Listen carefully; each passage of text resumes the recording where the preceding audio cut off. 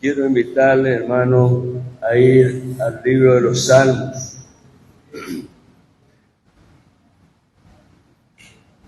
El Salmo 49.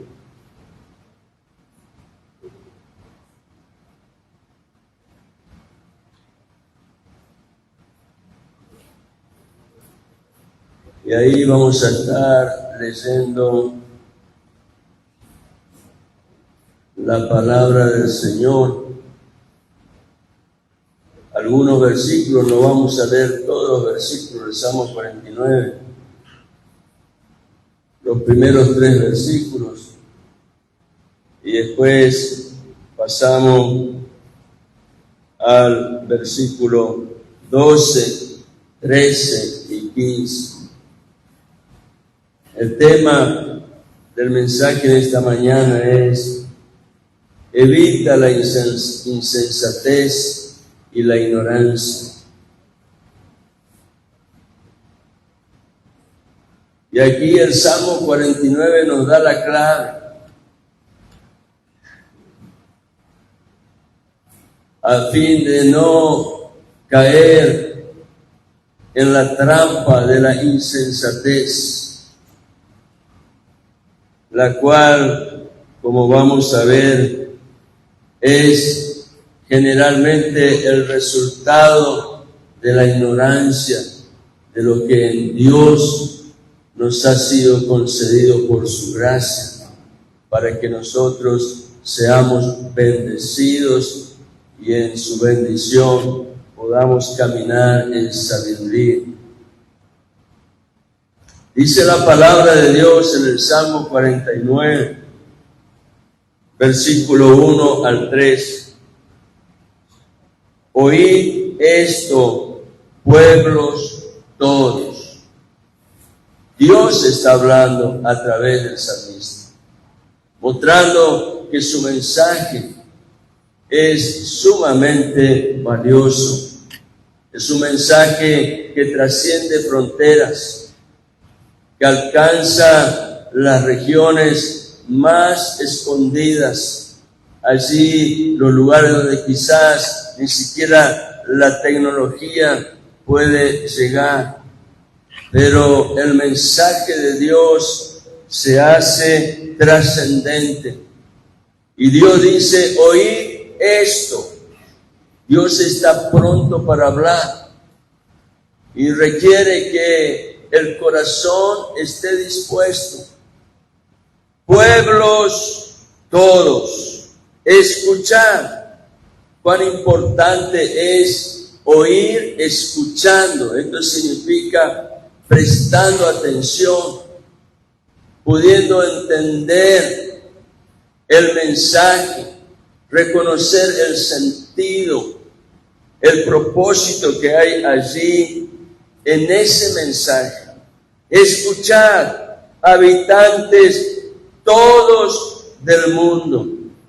Y entonces dice el salmista: ¿a quiénes está dedicado ese mensaje de Dios?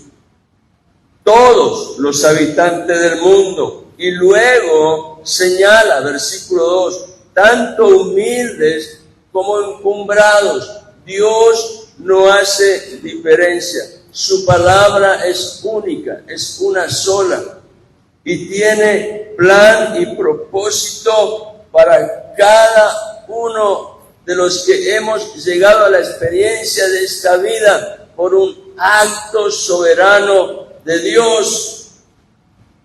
Tanto humildes como encumbrados, ricos y pobres juntamente. Y entonces el salmista, habiendo entendido que Dios habló y que en su corazón aquella palabra hizo un impacto, él dice: yo quiero transferir lo que en mi vida lo he experimentado y quiero hablar conforme a lo que el Señor ha manifestado. Y dice entonces, versículo 3, mi boca hablará sabiduría y la meditación de mi corazón será entendimiento.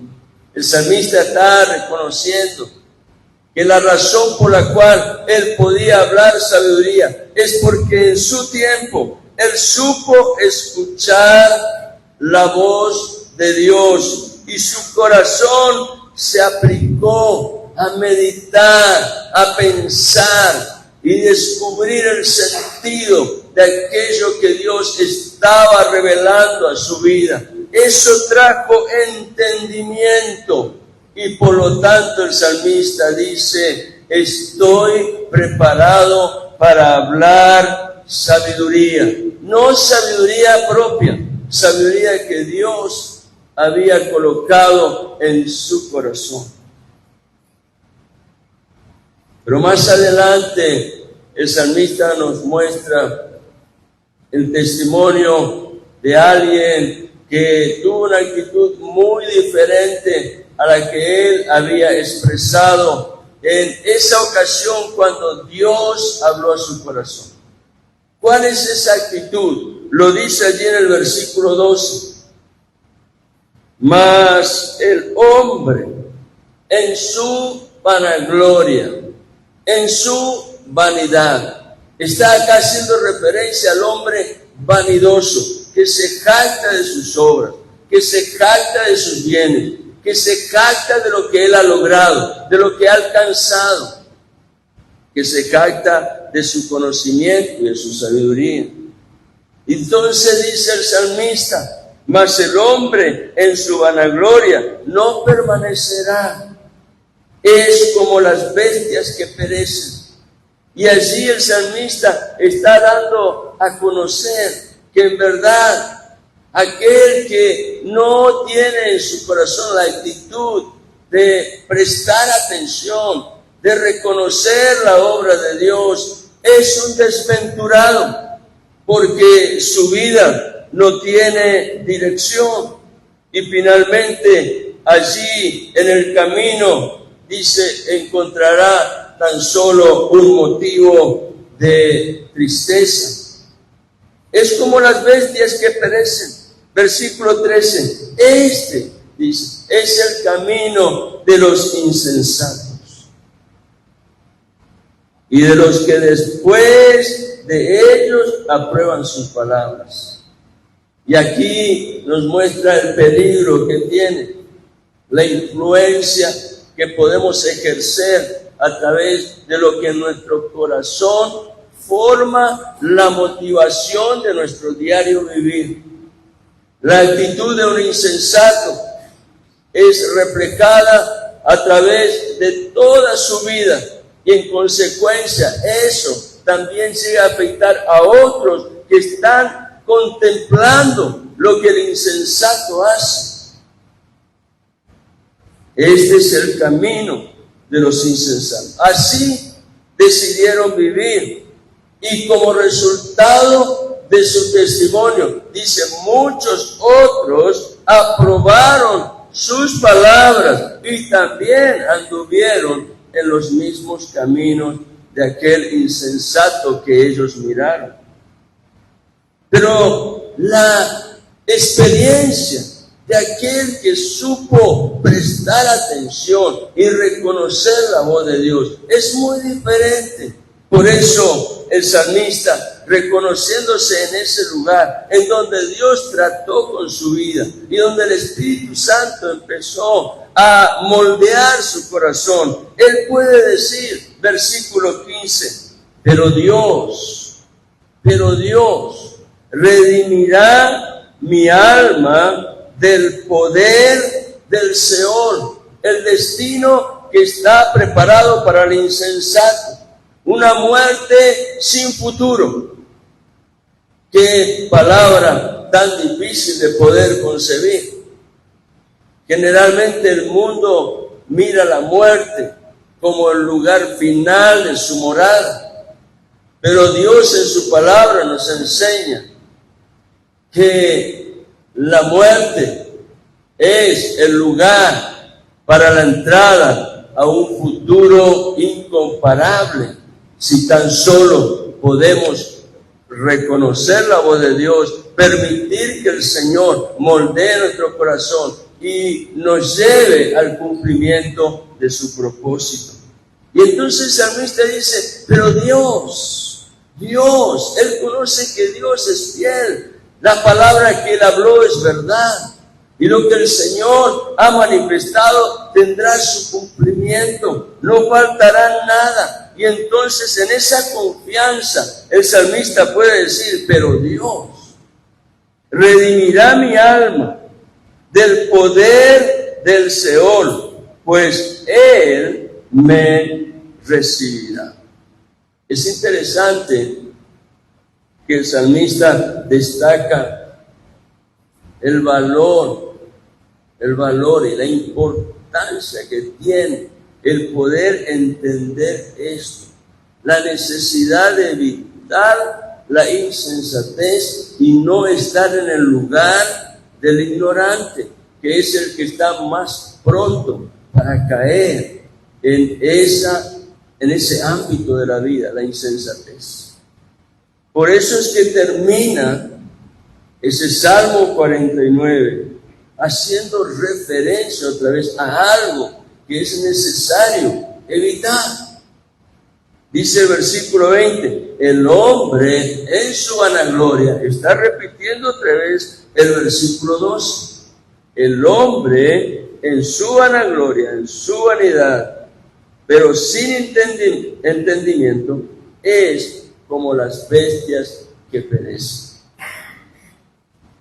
Lo más negativo que puede ocurrir a una persona, cualquier persona, es no haber entendido en el proceso de la vida cuál es el significado de la vida y cuál es el propósito de la vida. Y vivir a su manera, conforme a su pensamiento y a su propio entendimiento, nunca tendrá buen resultado. Por eso es tan importante poder escuchar a Dios. Ayer me pasó algo que me sorprendió. Mientras se desarrollaba aquí la escuela bíblica, llega una señora. No sé si vos la viste, Manuel. Es la misma señora que una vez hablamos con ella allá, en la casa donde vive Humberto Gamberán. Yo no la estaba reconociendo exactamente, pero ella vino quebrantada, entró, se paró en la puerta. Justo estaba hablando con el hermano Walter Gil, me estaba contando un lindo testimonio de su vida. Y cuando me contó, le digo, voy a hablar con la señora porque se ve que alguien está buscando. Resulta que quería hablar conmigo. Y me dice, yo he venido porque no aguanto más. No aguanto más. No puedo entender lo que me pasa. Procuro y me esfuerzo y trato de hacer las cosas, pero no me sale nada. Estoy vendiendo todo lo que tengo. Y en un momento ella lo menciona a Humberto y le digo, ¿qué de la vida, Humberto? Me dice, ahí está. ¿Y qué pasa que no lo veo? Es que está todo el tiempo en sus pies. Prácticamente no camina. Ya no tiene control. Entonces seguimos hablando. Ayer el costadito estoy. Vendí esto, vendí lo otro. Y usted sabe que yo me levanto y le hablo a Dios. Y le digo, ¿alguna vez pensaste que Dios te está hablando? ¿Le diste la oportunidad a Dios para que Él te hable? Y entonces me siguió contando. Mi hijo me dice, me estuvo diciendo, mamá, tenés que ir a la iglesia, si querés yo te acompaño. Y ella le dijo, no, yo sé, está ahí nomás la iglesia. Pero conozco al pastor, voy a ir a hablar con él. Y finalmente decidió y le dije, Susana,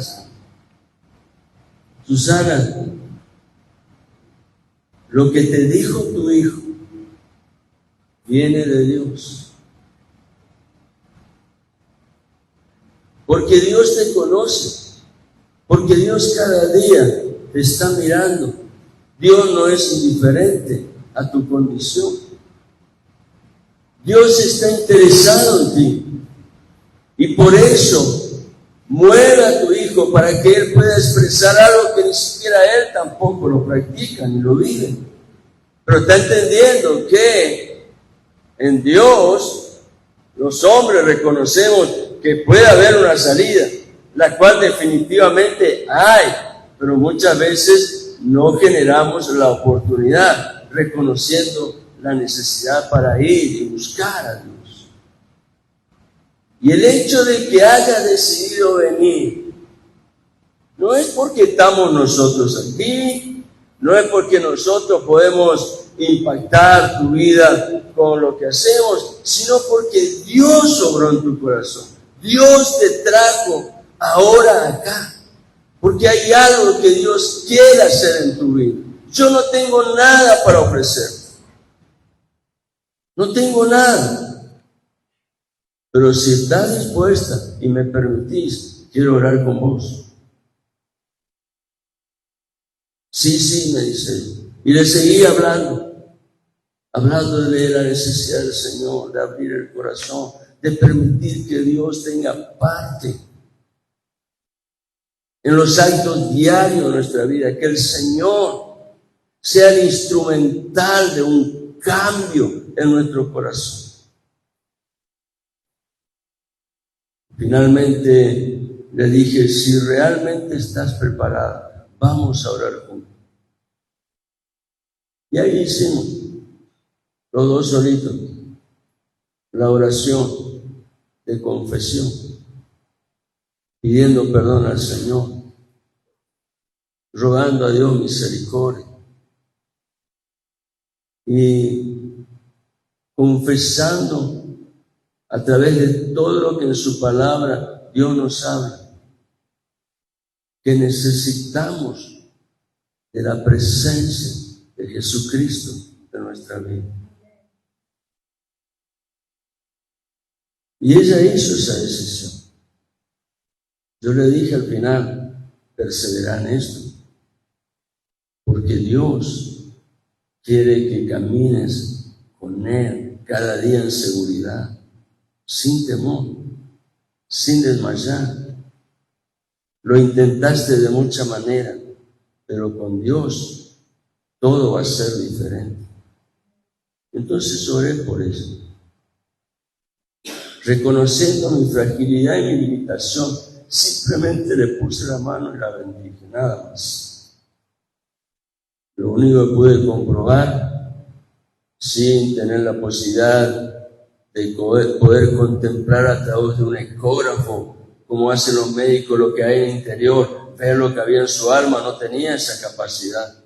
Pero sí pude ver que su rostro cambió, que había en ella paz. Así que le invité a que viniera hoy. Le dije, si querés quedarte en la escuelita, puedes hacerlo, hay clase para todas las edades. Pero quizás no es este el momento en que vos querés estar, pero mañana te invitamos, sí voy a venir, me dijo.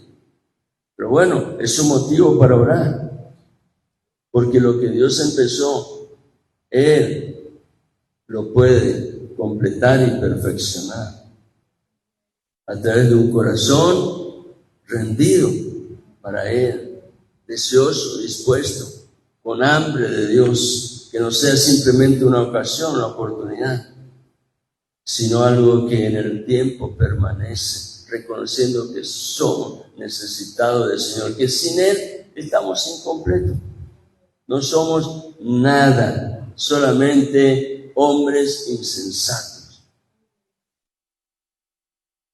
Más tarde, cuando estábamos aquí en la casa con los adultos, ella volvió, se paró allí en la ventanita, en la primera, estaba mirando hacia adentro. Y entonces las hermanas que estaban ahí en la clase me dicen, ¿no será que le está buscando? Pues ya está. Entonces salí y le hablé y le dije, ¿cómo estás? Bien, me dice.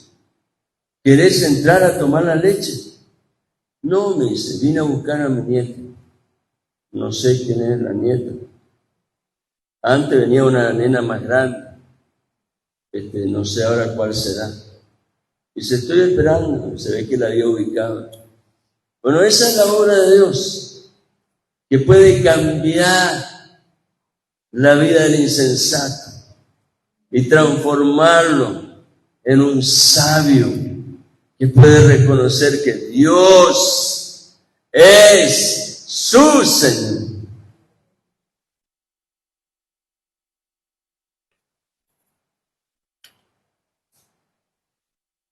Este mensaje lo voy a dejar para el domingo siguiente, pero quiero mostrarle ejemplos de hombres y mujeres que pudieron haber tenido una actitud diferente, pero escogieron lo mejor.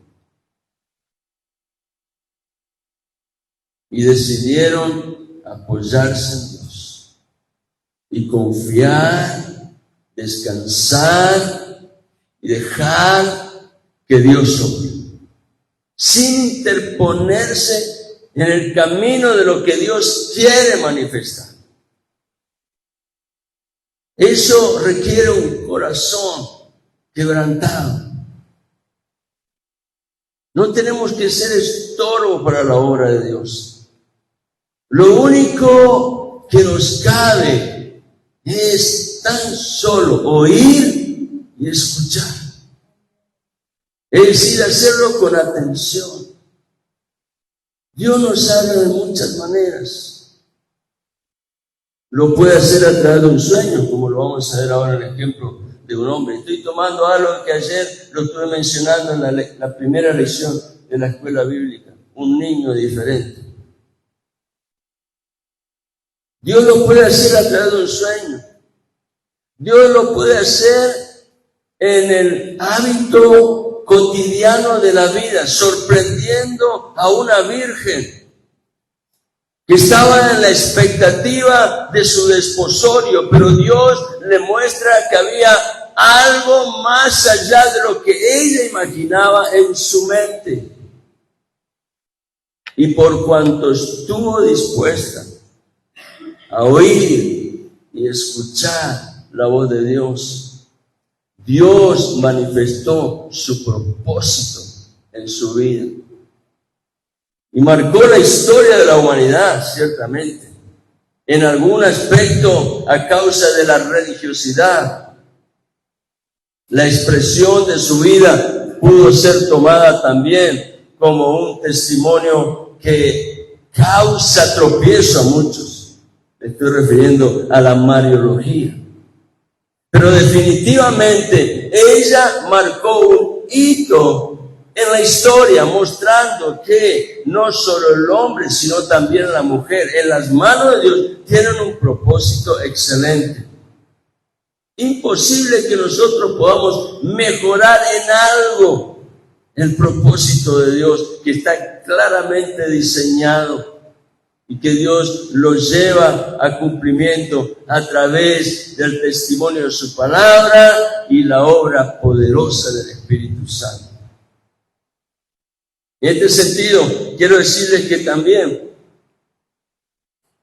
estoy sintiendo que hay algo especial de Dios si definitivamente decidimos soltar nuestras formas y nuestra manera y apegarnos a Dios y aferrarnos con toda seguridad a lo que Él quiere, y definitivamente lo va a hacer si le permitimos. Estuve, como saben la mayoría, dando clases en el seminario Resistencia, Historia de la Iglesia, una materia que no tiene en su desarrollo, en la cartilla del seminario, muchos textos bíblicos, pero yo les coloco, porque sé que todo tiene conexión a la palabra. Y una cosa que me impactó, compartiendo lo que está allí en la cartilla, ese tiempo cuando Dios, después de haber pasado la iglesia por diferentes vicisitudes, por situaciones que fueron muy opacas, como fue la Edad Media, una edad de oscurantismo espiritual, de deformación de la verdad, con una iglesia que estaba totalmente corrompida, fiel testimonio de la apostasía, lo cual otra vez se va a manifestar en los tiempos postreros. Pero como consecuencia de ello, Dios empezó a manifestar su poder. Y entonces allí aparece en un lugar y en otro, en un tiempo y en otro, diferentes fuegos encendidos por Dios. Muchas veces eran hombres individuales, otras veces eran organizaciones eclesiásticas. Y en ese mover había algunos que se atrevieron a romper el cerco, a salir fuera de la estructura rígida de la iglesia romana.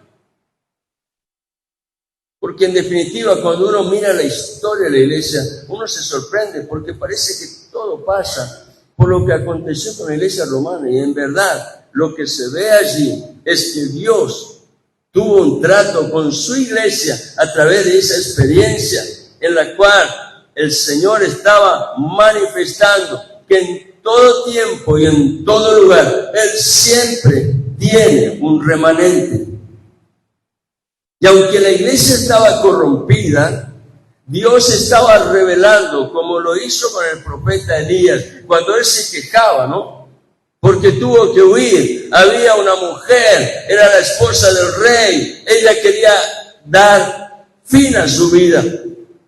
Y él escapó y huyendo va hacia el monte, entendiendo que allí tenía una posibilidad de encontrarse con Dios. En definitiva, lo que él necesitaba era volver a escuchar a Dios. Un hombre con una intimidad tan fuerte con Dios como Elías. Él sabía que necesitaba, a causa de eso que estaba allí, cubriendo de sombra su alma, necesitaba volver a escuchar a Dios. Y él escapa al monte y allí se esconde en una cueva y empieza a escuchar manifestaciones en la naturaleza que él las podía conectar con Dios porque las había experimentado. Pero definitivamente al final de todo ese proceso en donde Dios está ministrando a su vida, escucha un silbo apacible y delicado. Y entiende que ese es el Señor que quiere hablar a su vida. Y Dios trae un mensaje. Y entonces Elías, justificándose, dice: Señor, he quedado yo solo. Y Dios le dice: no te equivoques, Elías. Tengo 7,000 que no han doblado sus rodillas.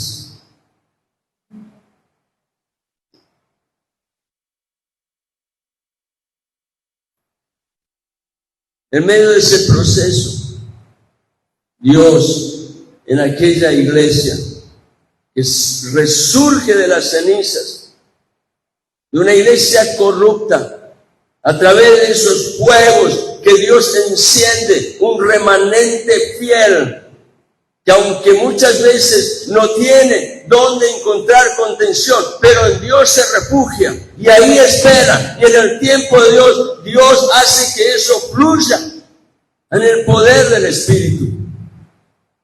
Y es así como, habiendo pasado la Edad Media, Dios levanta a un hombre que un día entiende que era el tiempo de poner punto final a tanta locura, venta de indulgencias, y entonces pone en la puerta del templo, de la universidad donde él enseñaba, coloca allí, en la puerta de esa iglesia que pertenecía a la universidad, donde él era un monje, coloca una proclama, 95 tesis, y empieza un mover de Dios que cambia la condición de las nuevas generaciones. La reforma, muchos la llaman equivocadamente el mover protestante, mal aplicada la palabra. Ellos no eran protestantes. Ese nombre le fue colocado a príncipes alemanes que se resistieron a la imposición de la iglesia romana que quería seguir rigiendo sobre ellos. Y estos príncipes alemanes que simpatizaban con Lutero se levantan en contra de eso, protestan, y ahí surge el nombre de protestante, y hoy lo utilizan como un elemento peyorativo, como que este movimiento es un movimiento que simplemente surge de la protesta del corazón. Es una mentira del hombre. Este fue un movimiento reformador que se inició en el corazón de Dios y que utilizó canales que el Señor ya había preparado para mostrar su gloria y su poder. Ahora, lo interesante, y a eso los quiero llevar, es que hubo un mover de Dios que no pudo detenerse. Aunque por supuesto la iglesia romana no se quedó quieta. Aparece allí la contrarreforma, y aparece la Inquisición, y aparecen los jesuitas, y todo un mover de ejércitos de inmundicia, de oscuridad, que buscaban detener la obra de Dios. Pero Dios es el que gobierna en su creación, y el designio del hombre nunca podrá prevalecer sobre el designio de Dios. Así que Dios siguió llevando a esa iglesia en un proceso de sanidad, de transformación. Siguieron teniendo un montón de problemas, porque muchas veces ni siquiera se ponían de acuerdo en la doctrina, los reformadores. Pero Dios estaba tratando con ellos, moldeándolos, formando el carácter cristiano, lo cual es necesario para que el hombre pueda experimentar la vida que está en el Señor. Y todo esto sucede cuando en el corazón no tiene lugar la insensatez. Aquellos hombres se humillaron, se quebrantaron, y Dios empezó a obrar. Y finalmente, después de muchos movimientos, por ejemplo, los movimientos de inmigrantes anglosajones de Inglaterra, los que habían experimentado la reforma, llegan a América del Norte, cambian la condición de esa tierra. Todavía no era una nación. Tenía que vivir un movimiento liberador de independencia. Dios levanta hombres de mente liberal y que habían entendido que la lectura de la palabra es benéfica. Y esos hombres que se constituyeron en los libertadores para manifestar la independencia de los pueblos y establecer las nuevas naciones, esos hombres generaron la oportunidad para que la iglesia pudiera seguir avanzando, porque era instrumento en la mano de Dios. Y en medio de todo ese proceso, Dios genera un tiempo de movimiento misionero, el siglo XIX, la gran obra misionera, siglo XIX. Movimientos reformadores del continente viejo, de Europa, llegan a América y producen el impacto de la obra de la reforma en territorio americano. Y finalmente llegamos al siglo XX, donde se genera el movimiento pentecostal, una recuperación de la esencia del poder de Dios que se manifestó aquel día en Jerusalén, cuando Dios cumple la promesa de Hechos 1:8. Y 120 reunidos en un aposento alto reciben la visitación del Espíritu Santo y una manifestación gloriosa a través de lenguas de fuego y la expresión de lenguas. Pero eso no quedó allí. En el tiempo fue manifestando su cumplimiento vez tras vez en distintas generaciones, en distintos remanentes que Dios tenía preparado, hasta que en el siglo XX Dios trae un resurgir del movimiento pentecostal. Y su obra, que ocurrió allí en la calle Azusa Street, en Estados Unidos, cambió la historia de la iglesia desde ese momento, mostrando que el poder de Dios está vigente y activo. Pero hubo algo y eso me impactó. Y yo dije, Señor, esto es lo que necesitamos. Aquí y allá, diferentes grupos, remanentes que Dios estaba levantando, empezaron a entender que era el tiempo de clamar a Dios para que el Señor volviera a hacer resurgir ese fuego de gloria. Pero hubo algo que Dios los impulsó a hacer. Dice que en ese tiempo se distribuyó por toda la tierra millones de tarjetitas que simplemente decían: oremos por un avivamiento. Y yo dije, Señor, esto es lo que necesitamos. Y yo le decía a los hermanos, Dios puede cambiar las formas y las maneras, pero la esencia nunca cambia. La esencia es el poder de Dios, la obra del Espíritu Santo. Y cuando definitivamente le damos lugar, Dios es un Dios que no tiene límites.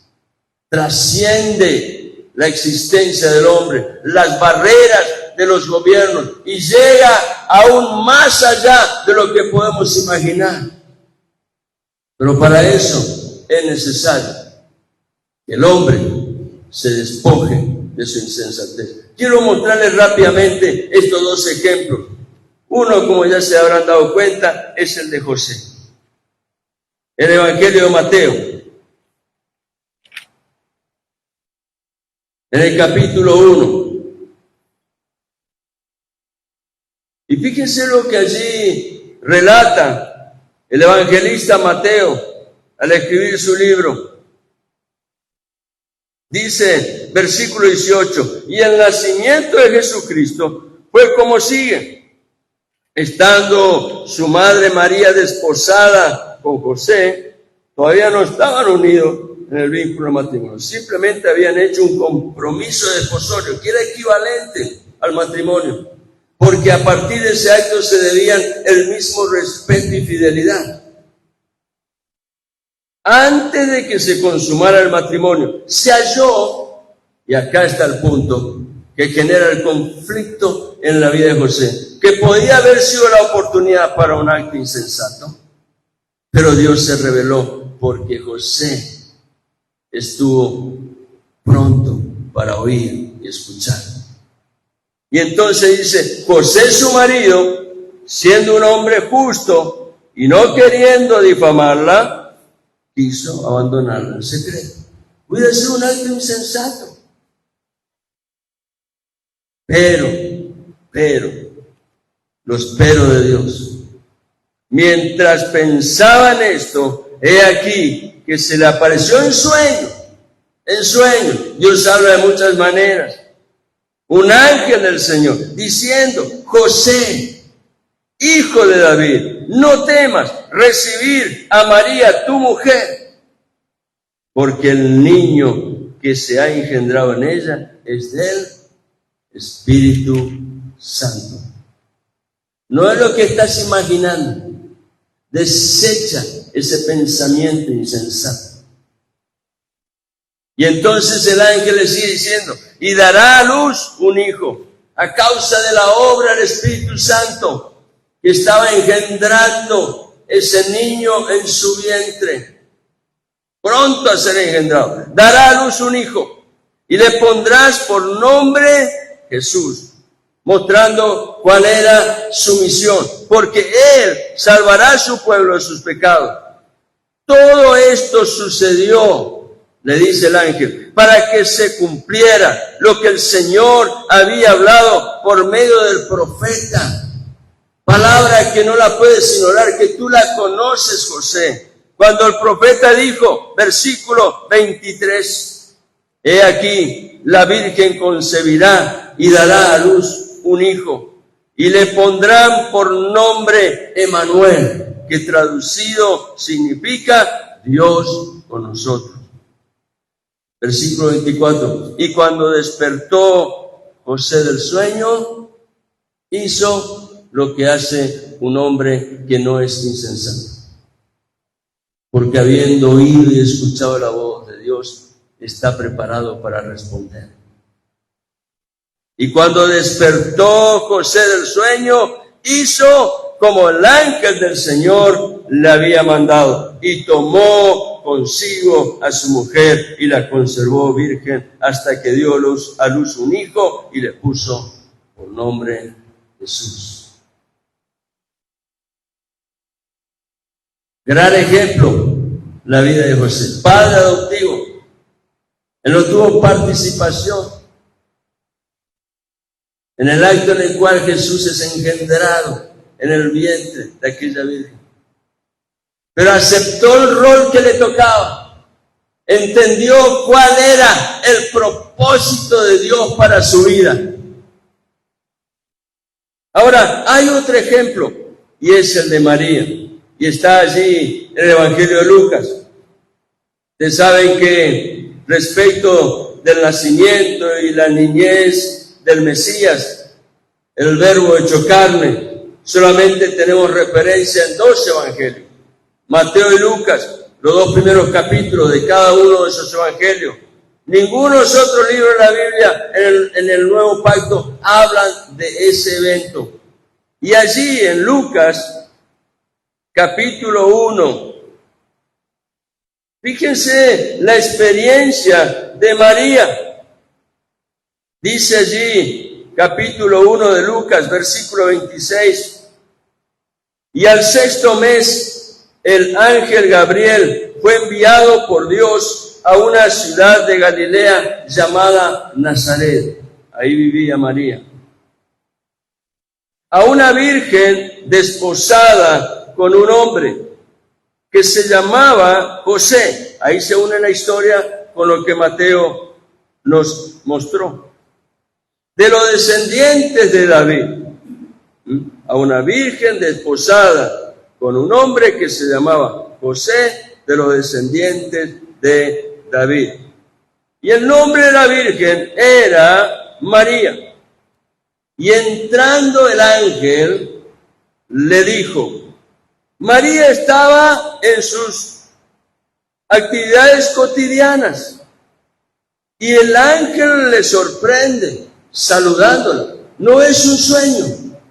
Ella tiene la experiencia de un mensajero del cielo, un ángel que la saluda y le dice, salve, muy favorecida, el Señor está contigo, bendita eres tú entre las mujeres. María, dice allí la palabra, pero ella se turbó mucho por estas palabras y se preguntaba, ¿qué clase de saludo sería este? Y el ángel le dijo, no temas, María, porque has hallado gracia delante de Dios. Y he aquí, concebirás en tu seno y darás a luz un hijo y le pondrás por nombre Jesús. Hay una completa identificación del mensaje a José con el mensaje a María. Era Dios hablando a sus corazones. Le dice el ángel, será grande y será llamado Hijo del Altísimo. Y el Señor Dios le dará el trono de su padre David. Era aquel que estaba señalado por la palabra profética como un descendiente de la casa de David que recibiría un reino cuya existencia no tendría fin, el reino de los cielos. Él venía para reinar, pero venía en la forma de un niño, porque lo primero que iba a establecer es la obra de la redención a favor del hombre. Y al final, en su segunda venida, será manifestado el cumplimiento de la promesa, en donde el Señor será establecido en un reino que no tendrá fin. Y dice versículo 33, y reinará sobre la casa de Jacob para siempre, y su reino no tendrá fin. Entonces María dijo al ángel, ¿cómo será esto? Puesto que soy virgen. No se niega, ella intenta conocer cómo Dios iba a ser diferente de la actitud de Zacarías, que mostró incredulidad cuando el ángel anunció que su esposa Elizabeth, estéril, tendría un niño, el cual vendría a ser Juan el Bautista. Pero María actúa de una manera diferente y dice: ¿cómo será esto, puesto que soy virgen? Está aplicando lógica pura. ¿Cómo va a suceder esto? Respondiendo, el ángel le dijo: esta es la respuesta.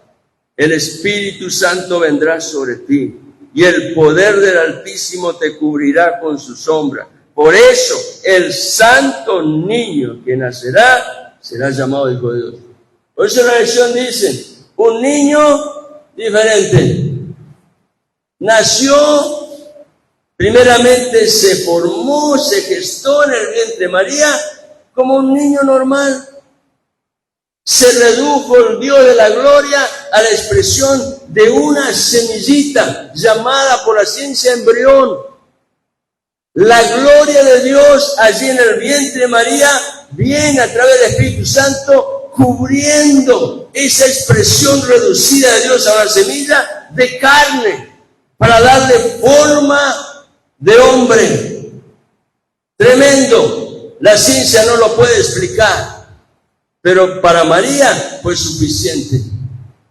Y entonces dice allí: el santo niño que nacerá será llamado Hijo de Dios. Y yo le decía a las hermanas ayer, y estaba también Ramón, el esposo Mabel, Dios en la persona de su Hijo Jesucristo vino a tomar nuestro lugar, y para eso tuvo que vestirse de humanidad, pero nunca dejó de ser Dios. Aunque era un embrión, allí estaba 100% Dios, 100% hombre. Tremendo. Por eso es un niño diferente, porque él, más allá de haber sido engendrado, de haber crecido en el vientre, pasando el proceso de los 9 meses de la gestación, y haber nacido como nace cualquier niño, siendo alumbrado por su madre en el momento de la vida. Y tuvo que empezar a crecer como un niño, y vivió como un niño. Y aunque él tenía todo el conocimiento de su preexistencia, tuvo que volver a incorporar en la experiencia del niño toda esa gloria de Dios a través de la enseñanza que estaba siendo transmitida por su padre mediante la palabra. Porque era un niño. No podía caber en un niño toda la sabiduría de la gloria de Dios. Imposible. Él tenía que volver otra vez a esa experiencia en la cual él había sido parte de aquella sabiduría que se dio a conocer a través de la creación.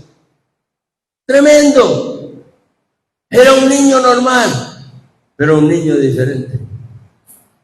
Y el privilegio de María fue el de haber sido hecha ese recipiente que Dios escogió para manifestar su obra. Y María supo entender que allí estaba el propósito de Dios para su vida. Por eso un día ella dijo: hagan lo que Él le dice.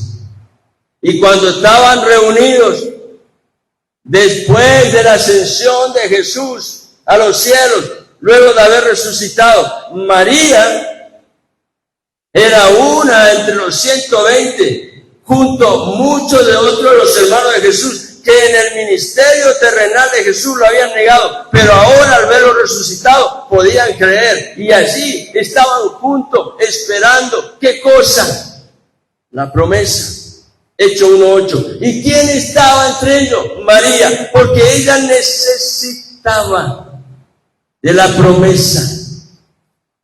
Por supuesto, la iglesia inventó un montón de historias locas, parte del dogma, del rito y la tradición de una iglesia que ha perturbado la mente de millones. Pero gracias a Dios, porque la verdad de Dios no puede ser ocultada, no puede ser escondida. Siempre la verdad de Dios sale y se manifiesta con su gloria y con su poder. ¿Qué es lo que hizo María?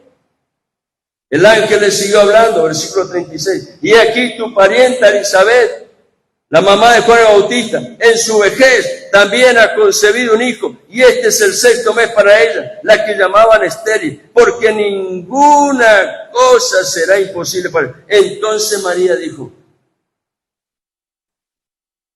la respuesta de María, porque supo oír y escuchar, y estaba preparada para responder. Entonces María dijo, he aquí la sierva del Señor.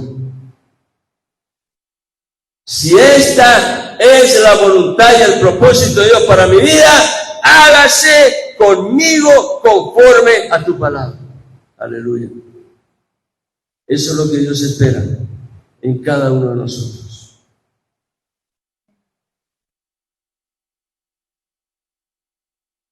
Aleluya.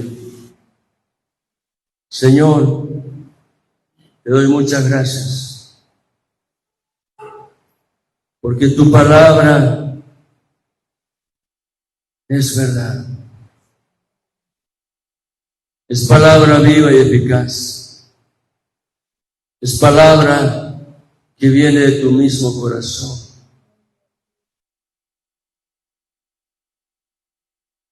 Tiene todo el poder y la autoridad que proviene de ti y que a través del Espíritu Santo es expresada en la experiencia de los hombres cuando estamos pronto para oír y escuchar, simplemente porque tú, Señor, luego traerás a cumplimiento el testimonio fiel de todo lo que ya ha sido revelado en tu palabra. Y recibiremos el don de la fe, y Él traerá a nuestra vida un renuevo espiritual que nos hará pararnos en el tiempo de la historia donde tú nos colocas para anunciar que hay un Dios vivo y verdadero que está en los cielos, pero que se ha hecho presente en medio de los hombres. Y Señor, ese es el testimonio que tú nos has confiado en este tiempo. Ayúdanos, Padre,